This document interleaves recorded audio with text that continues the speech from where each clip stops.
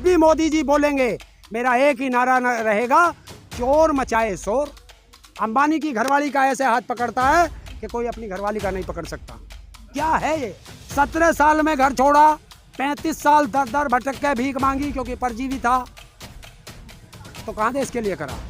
अब बुढ़ापे में आ गया हमें देश को बर्बाद करने के लिए। आप बनवाएंगे, एक बार विश्वास करके और वोट दे दीजिएगा। पिछले 7 साल से क्या सुक्ते में दम मार के सोए पड़े थे। सौगंध मुझे इस मिट्टी की, मैं देश नहीं बिकने दूंगा, एक एक करके अपने आप ही सारा बेच के जाऊंगा।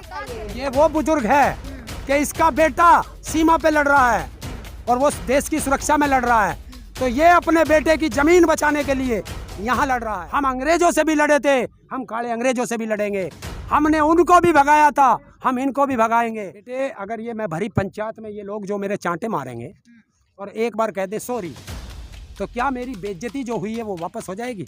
हमारे 600 किसान यहाँ शहीद हुए हैं, क्या उनकी शहादत वापस आएगी? अभी इन्होंने यह बात करी कि किसान जो है, कितने किसानों की मौत हो चुकी है, पर सरकार से जब इसका डाटा पूछा जाता है तो वो कहते हैं हमारे पास कोई डाटा नहीं है। देखिए ये सरकार झूठ बोलने वाली सरकार है। जब देश का प्रधानमंत्री झूठ बोल सकता है तो और से तो क्या उम्मीद की जाए। हमारे किसानों पे क्यों नहीं है इनके पास डाटा?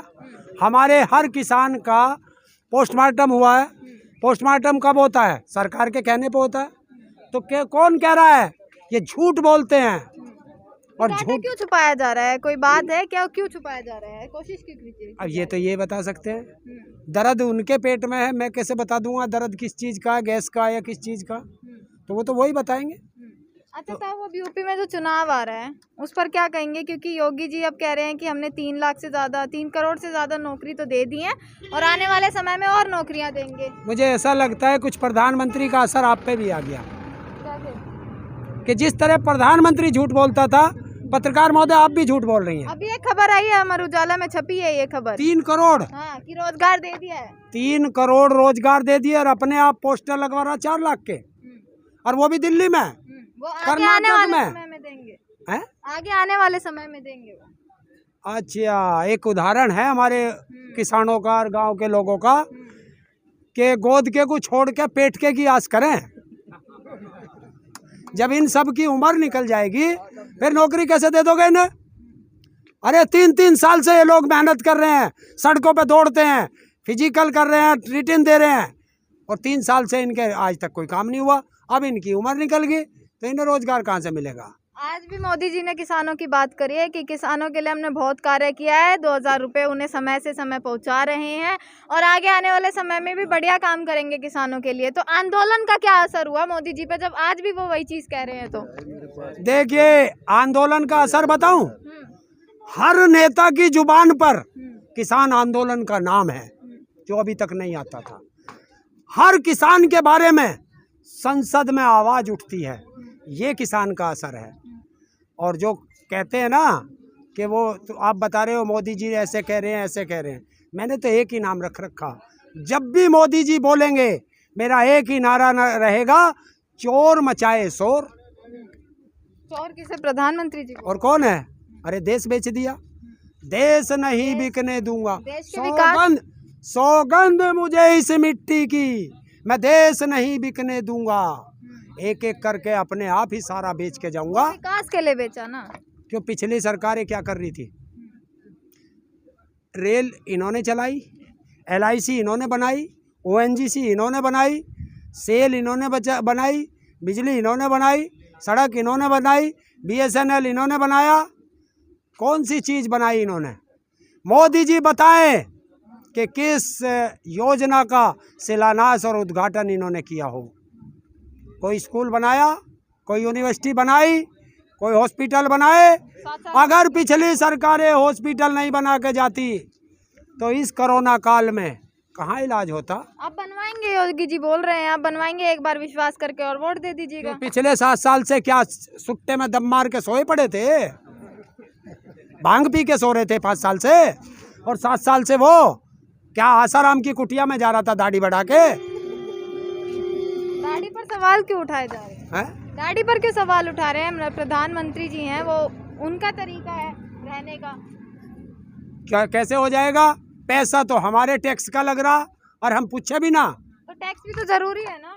अरे टैक्स हमने दाढ़ी बढ़ाने के लिए नहीं दिया था, देश का विकास करने के लिए टैक्स दिया है विकास नहीं हुआ सर। ना। विकास दो आदमियों का, हम दो और हमारे दो, और उसका बिल्कुल उदाहरण मैं बता सकता हूँ। कैसे बताइए। आप जाइए गुजरात, जो सरदार पटेल के नाम से स्टेडियम था, उसका नाम रखा गया नरेंद्र मोदी स्टेडियम। उसमें पैसा किसका लगा बताओ, किसका लगा? पत्रकार हो आप, सरकारों का लगा। सरकारों को किसने दिया? इस जनता ने टैक्स दिया। तो फिर उसमें एक एंड अडानी का और एक एंड अंबानी का क्यों लिखा गया? अच्छा, ये लोग पैसा देश की जनता का लगेगा और नाम अडानी और अंबानी का रखा जाएगा, तो क्या है ये? अंबानी की घरवाली का ऐसे हाथ पकड़ता है कि कोई अपनी घरवाली का नहीं पकड़ सकता। क्या है ये? देश पूछना चाहता है। घरवाली तो देश के लिए छोड़ी ना। हर पत्रकार को कोई सवाल करके आते हो तुम। 17 आपकी करी है 7 साल में। 17 साल में घरवाली को छोड़ के चला गया। कौन सा देश का काम किया? मैं मोदी जी के सब के विचार बता रहा हूँ जो उन्होंने पत्रकार को दिए हैं। 17 साल में घर छोड़ा, 35 साल दर दर भटक के भीख मांगी क्योंकि परजीवी था। तो कहाँ देश के लिए करा? अब बुढ़ापे में आ गया हमें देश को बर्बाद करने के लिए। देश बेच दिया सारा। ये देश का विकास है? देश का विनाश करने के लिए बैठ गया। ये है उसका तो विकास। कहाँ तक की लड़ाई है किसान आंदोलन की? बुजुर्ग हैं यहाँ, उम्र आप देखेंगे इनकी, जो पिछले 8 महीने से सर्दी भी निकाल दी, गर्मी भी निकाल रहे हैं, बरसात का मौसम भी यही निकाल रहे हैं। कब तक की लड़ाई है ये? वो बुजुर्ग है कि इसका बेटा सीमा पे लड़ रहा है और वो देश की सुरक्षा में लड़ रहा है, तो ये अपने बेटे की जमीन बचाने के लिए यहाँ लड़ रहा है।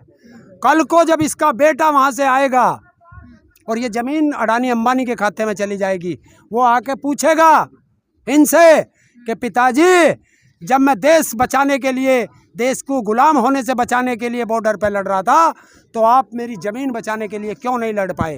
क्या जवाब देगा ये बुजुर्ग? क्या जवाब देगा?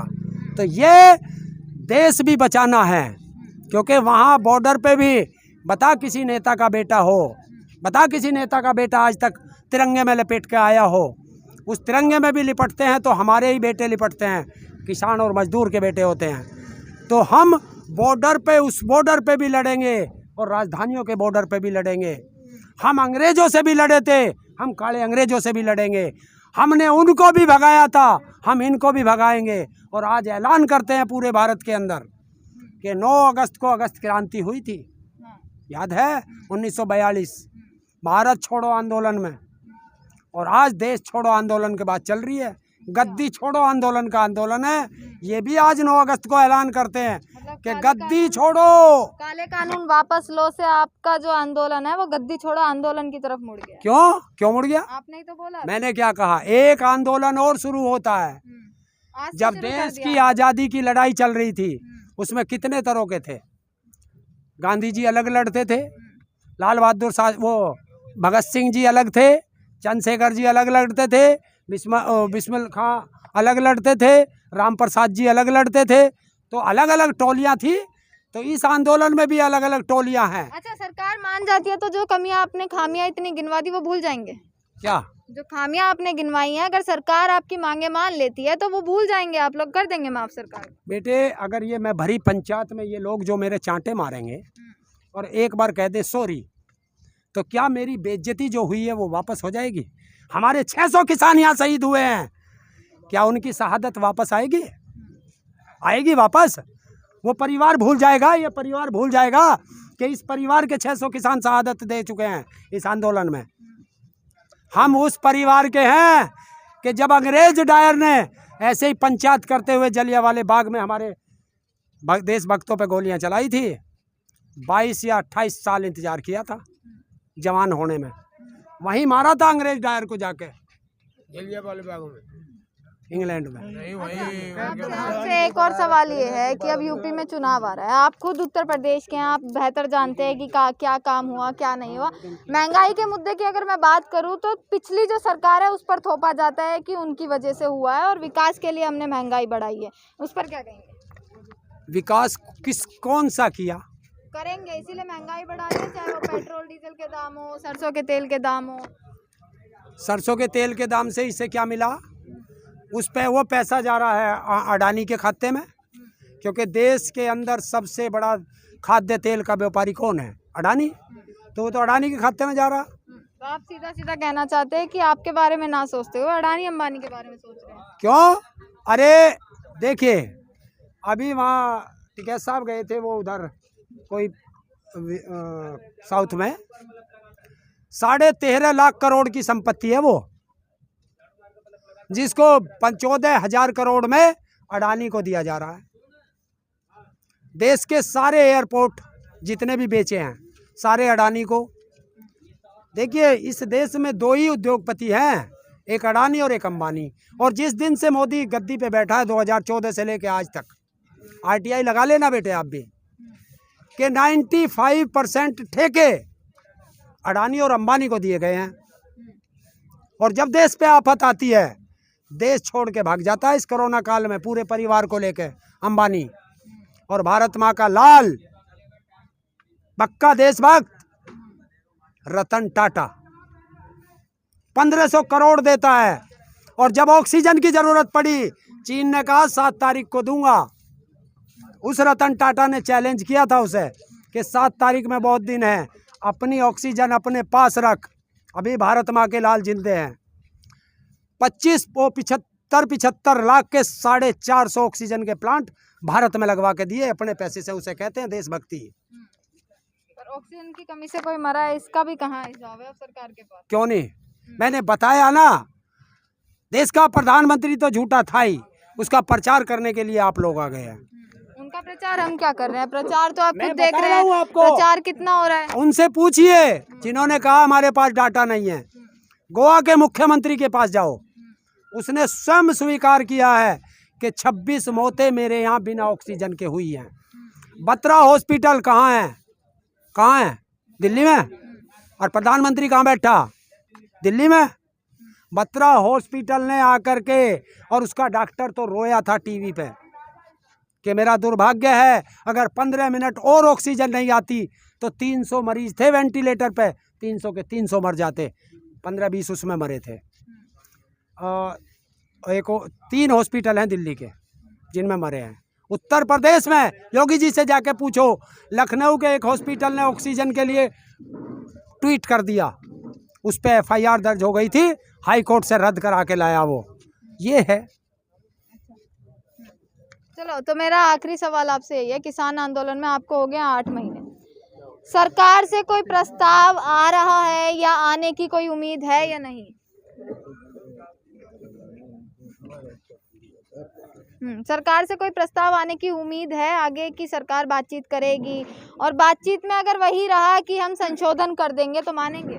देखिए, हमारा एक कहना, सरकारों से कह दो इनको सद्बुद्धि आ गई हो, अकल आ गई हो तो किसानों से बात कर ले, और अभी ना आई हो तो इंतजार कर ले, जब सद्बुद्धि आ जाएगी जब किसानों से बात कर ले। इंतजार 22-24 कब तक की उम्मीद लेके बैठे? 22 हो, 24 हो, 28 हो, 38 हो, 40 हो, 50 हो, हमें पता ही नहीं, क्योंकि हम देश की आज़ादी के लिए हमारे पुरखे 90 साल लड़े थे। अब ये दूसरी लड़ाई है आज़ादी की। अब ये कितने दिन चलेगी और कितने हम जैसों की शहादत होगी, हमें भी नहीं पता।